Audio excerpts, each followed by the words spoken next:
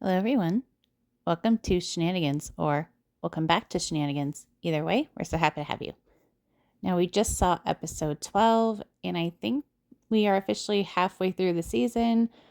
Not totally sure how much more they're going to go into it, but this episode I was kind of torn on. I felt like it was kind of a filler, but at the same time offered some pretty juicy things and left us a lot to talk about. So if you're interested, let's get started. So the episode starts where we left off with Kody at Meri's B&B, and he tells her, "Thanks for being cool. Maybe we can be best friends now." And he says this is basically the beginning of them healing. And Nathan says to him, "Are you sure?" Because I think Cody's emotions are confusing everybody. But he says, "No, we're not meant to be married, and this is it." And Meri is talking with Jen, and she's as confused as ever and says, maybe this would be easier if he had just been a jerk about it, because she's sitting there thinking, did I do the wrong thing? What have I done? And thankfully, Jen is a good enough friend to reel her back in and say, no, this has been going on for years. And she tells us in a side interview that she's known the Browns for years and noticed even back then, I think when they were in Vegas, that she could see Robin was clearly the favorite, and her own husband saw that too, and just wasn't a good situation. But she thinks that Flagstaff was, well, no one was really to blame per se, but says that Flagstaff was kind of the beginning of the end, and thought between the move and COVID that's when things really started to change, and we could see the family kind of coming to an end. But she and Meri are hopeful and excited to be living in the same town together, and think they're going to do great things there. Like I said, they both seem really excited, and Meri seems really happy. She honestly, in her little side, she looks like she's glowing. Like, I've never seen her look better, and really happy to see that for her. And Jen also said that when Kody's comment last week about getting to walk Meri down the aisle when she gets married, Jen's like, nope, if anyone's going to walk her down the aisle, it's going to be me. So I'm happy that Meri has such a good friend in general, but also to help her deal with all of this. Next, we're at Christine and David's house, and they are hosting a big graduation party for Savannah. And Kody made a point to say that he and Robin weren't invited because he and Janelle and he and Christine are not in a good place. But he didn't sound all that surprised that he wasn't invited. They talk about how graduation parties used to be a big thing back in the day, and now they're still special, but not what they were. Even Maddie and Caleb and their kids are in town. And we learned that Maddie's kids are already even calling David grandpa. And Christine tells us that Truly and David are already, even though they've only lived together a couple of months, things are great between them, which is always great to hear. Janelle says that she does not interact with Kody and Robin and their kids, and seems fine with it, just kind of it is what it is. And she and Maddie and Caleb are actually looking into buying property out in North Carolina. I think they want to start a business venture out there and whatnot. And Janelle says that they're literally down to the wire as far as getting Coyote Pass paid off. I think she said they have 5 to 10 days left. So she's just trying to get Kody to stop dragging his feet and put in his money. And she's going to wire hers, and just sounds like a huge mess. The way that Coyote Pass was divided is still wonky. It doesn't make sense that Kody's name was on all the pieces. And Janelle says, though, that she's fine with just getting her share. I think she said it was 4 acres or something. She just wants to get it all paid off and then figure that out later. She sounds really frustrated. Even Maddie at one point looked like she was doing math in her head, and doesn't make sense to her either. But Janelle's just kind of like, can we just get this over with and be done with it and move on? Because they are putting all of their resources into what they want to do in North Carolina, and that's it. And Caleb says he's proud of Janelle, and they just want everything to get figured out. It sounds so frustrating, and Sounds like Kody is almost purposely dragging his feet at this point. But that is our next step, and we'll see if they get it paid off in time. Next, we see Meri in London, of all places. She decided to take a solo trip out there, and she mentions that for many years she wanted to see Stonehenge, and she finally got to see it. And we see her get all emotional and so happy she's there. And she says that ever since her split from Kody, she feels free, and says that she is making good strides and is excited for what is next to come.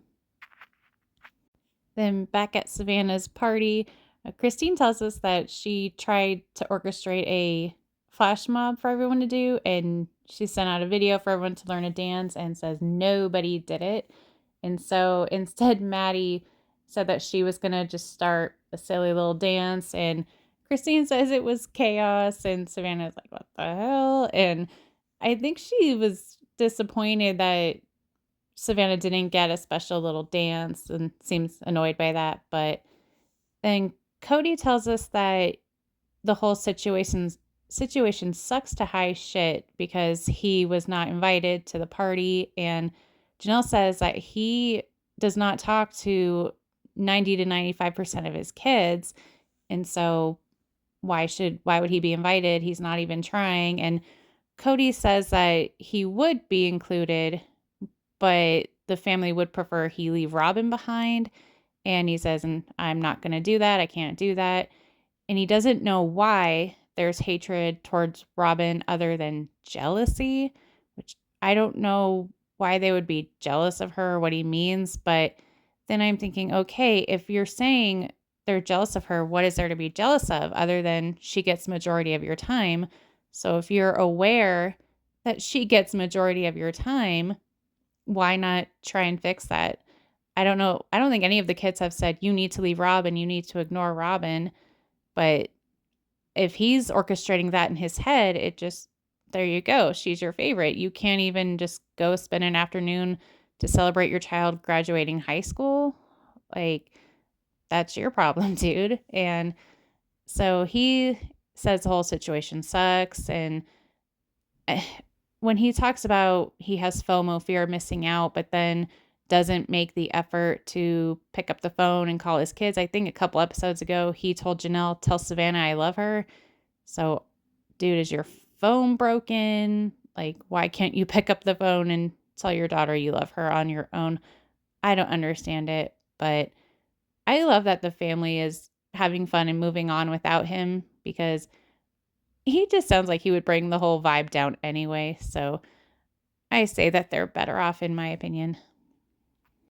Next, we're at Kody and Robin's house, and Meri is actually going over there to give her share of the money and hopefully discuss how it's all going to go with the division of Coyote Pass. And Kody says that it's a relief that it's finally getting paid off, but at the same time, with the state of the family, it's a bittersweet situation. Robin says, like, yay, I've been looking forward to this for so long. And they moved to Coyote Pass, or Flagstaff, I should say, the summer of 2018. And I think we're at the summer-ish of 2023. So why did it take so long for them to get this paid off? I don't know. That's a different discussion for another day. But he asked her how London was, and he acted clueless as to why she's been wanting to go for so many years. And she says, remember when we used to be married and I used to talk and obsess about this for years? And he's just looking at her like she's crazy. And Janelle and Christine both say that he was the same way with them. If it wasn't something that he wanted to do, it just really wasn't much of a topic of conversation, or would say, if you want to go, you need to save for it. You need to do what you need to do, type of deal. And Kody acts like, he says, oh, I'm just a guy, or call it selective memory. Anyways, so Meri is kind of like, okay, what now, as far as, we're going to get the land paid off, but how do we divide it? I think we should look into getting it appraised. And Kody just looks at her like, well, we'd have to get, a guy out here to appraise it. And she goes, I'm pretty sure they have those in Flagstaff. And again, he's just looking at her like he's dragging his feet. He's not enthusiastic about the idea at all. And Robin even says she hopes that Meri will build out there. And my face the whole time she was saying this was just, what is she thinking? Like, why would Meri build out there? She has no ties out there. Her kid's not out there. She's not married to Kody. They're not living the polygamous life anymore. Like, why on God's green earth would she want to build out there? And Robin says that she hopes Janelle would build out there too. And it's like, again, why would Janelle want to live out there if she's not married to Kody anymore and living her own life? It doesn't make any sense, but that's Robin. When does she ever really make sense? And the way that Coyote Pass is divided does not make any sense, because I don't understand why Kody's name was on every piece of the land.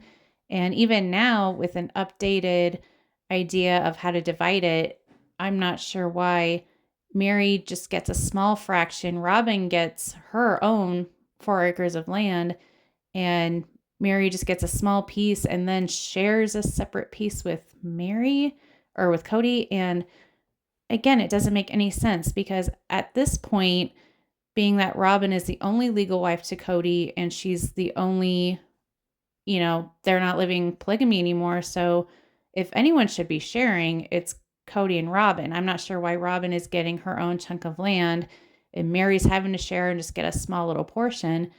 And when Meri asks Kody, what they're thinking about doing on it, and he says that he might want to sell it, and Robin's like, well, I don't think I want to sell. And I'm not sure why she wouldn't want to sell either, because what are they going to build out there? She said that she hopes Meri and Janelle build on there, and then said that she hoped that they would kind of rebuild their cul-de-sac like they had in Vegas. That's obviously not going to happen. So the only thing that makes sense to me is she's just wanting a little nest egg for if anything were to happen regarding her and Kody, if they were to get divorced, or maybe she is thinking she'll give it to her kids to have. I don't know. And Janelle is wanting just to kind of get it appraised, and then she wanted Kody to buy her out, but he's not doing that at the moment. But as far as the appraisal, Cody's the one that is dragging his feet. Even Robin is like, is there a problem at not understanding why we don't get it appraised and make it fair? And Meri brings up how Janelle went to her and said, just look out for yourself, be careful. And Kody admits to us that he's even thought about screwing Janelle, but his wife with a conscience won't let him. So Janelle was right all along in thinking, I might have to get a lawyer involved because he's not working with her on this and he might screw her over. And here he is admitting it. And Robin says that she doesn't understand why the lots were divided the way they are now, but said that that was Kody's decision. And she says that she asked him, why'd you do it like that? And he says, I just had to make a quick decision. And I don't think that's her being naive. I think she's aware that it was stupid, but of course she's not going to throw him under the bus. And Janelle says that she doesn't know what to do going forward, even though the land will be paid off. Now it's a matter of fighting over who gets what and how much. And she says that Kody's been an ass about it this whole time, and he might be an ass moving forward. She's not sure.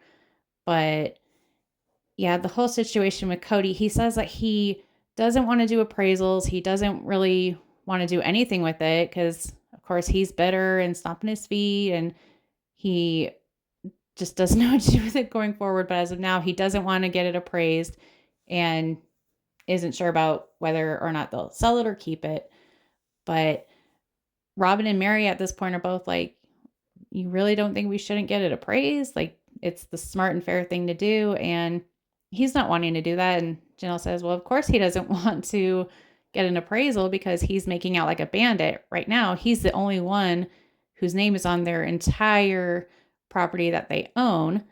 So of course he's going to sit there and say, well, if we get appraised, I'm not going to get all my money out of it. So it is what it is. But Meri says that, well, Janelle has a lawyer, but Meri also says she doesn't have one right now, but if it gets to that point, she would get a lawyer going forward. And she's kind of acting like Kody's in charge, but she knows that Kody and Robin are the monopoly on this whole land. So I guess she's playing nice for now, and she's just waiting to see what happens. But if Kody does not want to get it appraised, then she will get a lawyer. And when we saw the mid-season trailer, we see Janelle and Meri out on the land, and Meri even says, I am so mad. So I think that indicates to us that the topic was probably brought up again, and Kody is still not wanting to appraise it. So Janelle and Meri are teaming up and saying, we need to do this without him, because otherwise we're not going to get our fair share. We're not going to go anywhere. And so Robin is thinking, she's talking about Vegas and, what does this all mean? And it's like, Robin, what do you think it means? Your family is not going to be living all together. You need to get that out of your head. And Kody says that if Meri were to build on Coyote Pass, he would be all for it. He'd be out there. He'd probably build next to her. He'd shovel her driveway for her and blah, blah. But if Janelle were to build out there, he would tell Robin that they're going to sell, because he would not want to live next to her. And Meri says that nothing's tying her to Flagstaff, so there's absolutely no reason to build out there. So it sounds like she just wants to get her money's worth and call it a day. But as of now, she's going to play nice because she knows Kody's kind of running the show here, but she's also going to look out for herself because they're no longer married. And I guess we will see what happens. Next, we are seeing that Kody is going on a man trip to Las Vegas with a couple of his brothers. He says it's sad leaving Robin at the kids at home, as he says that as he's got this big shit-eating grin on his face, but says that, I think he said it was like a Christmas present that they're giving each other, even though, what was this summer? I don't know. But anyways, Robin says that she is glad that Kody is going and thinks this will be healing for him, and said he used to do it a lot in Vegas and hasn't so much since being in Flagstaff. But my question is, why is it she's so supportive of him going on guy trips, but when it came to spending time with the other wives, there was a lot of push and shove there? That's another discussion for another day. But anyways, TLC decides to treat us with seeing Kody in a hairnet, because I guess we get to learn that he colors his hair and puts it in a hairnet to help keep the curl. But for someone who is so high maintenance about his hair, why does his hair always look so awful? But anyways, when the brothers are asking where they're going, I'm sure they probably were like, well, let's go to a casino, let's go to the strip. But no, he wanted to go see their old cul-de-sac. And apparently he had been there before. And he says this doesn't make any sense, because he keeps saying that the cul-de-sac was beautiful, and he said it was the one place he's felt safe and just loves what he has there. He looks at it and sees just positive memories. And I'm sure as viewers, we're thinking collectively, well, then why the heck did you sell it and move to Flagstaff? It doesn't make any sense. And when he was telling the wives they need to move, he said that Vegas was never their forever spot. It was just kind of a place where they needed to be to get out of Utah and avoid getting arrested, even though that wasn't going to happen. But anyways, he just kept preaching that Vegas was never meant to be permanent, and he just was kind of over it. And then here he is, what's it been, 5 years, saying how much he misses it. And he said that he had gone a year prior after he and Christine split up, and the cul-de-sac is gated, so he's just standing outside the gate looking at it, and said that he was weeping with emotion and nostalgia over it. So I don't understand why all of this emotion over a place that he said was never meant to be forever and was just kind of over it. So it really makes you wonder why they really left in the first place. And he tells his brothers that he's in a strange place right now, living monogamy, and he says the quiet part out loud that we've all been thinking, that, when people say Robin was his favorite wife, and he's always denied it, but then he's saying it was a hard confession to make, that she was the one that he was truly in love with, and it was never like it was with the other three. And so it was hard for him to be so in love with her while maintaining marriages with the other three wives. And he says he hates the issue now that he wants the wives to move on. Well, Janelle and Christine, he wants them to move on, but stop blaming Robin. And it's like, well, here you are admitting that she was the one you truly loved. So why aren't they allowed to, have resentment towards you for how you treated Robin? And he keeps saying, stop hating Robin, but is the issue Robin or is it you, Kody? And he tells his brothers that he never wants to marry again, and he is fine growing old with Robin. And really riveting conversation there, I must say. And that concludes the episode.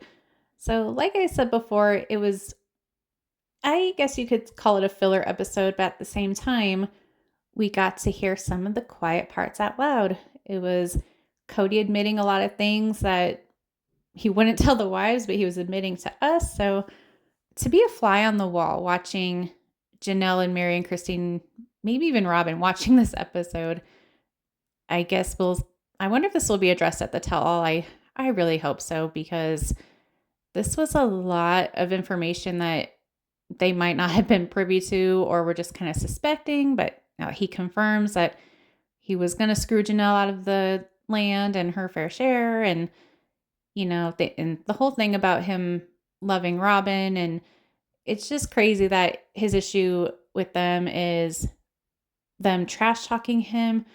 But if you've ever dealt with a narcissist, they hate when you say anything negative about them, but it's okay for him to do it because he's been trash talking them for years, both on and off camera. So that whole part was ridiculous to me. But what did you guys think of the episode? Did you think it was good, or do you think it was a filler? Let me know all of your thoughts in the comments, because I like that we're getting more caught up at this point. I think we're still maybe a year and a half behind, but at the same time, we're actually seeing stuff that we never got to see. And so I'm curious to see how they'll speed up the timeline. And looks like next week, I hope it's not filler too, but it didn't look all that thrilling. We get to see Brianna talking about guys she's interested in dating. And I don't know. We'll see what happens, but I hope there's better content to watch as far as that goes. But yeah, what do you guys think? And as always, thank you so much for watching. Please give this video a like, a comment, maybe share it. And please consider subscribing if you haven't already. We go live every Thursday evening. We play different kinds of trivia. We have game nights. We throw in a red carpet outfit roast here and there, because we like to have fun around here. So once again, thanks for watching, and we'll see you on the next one.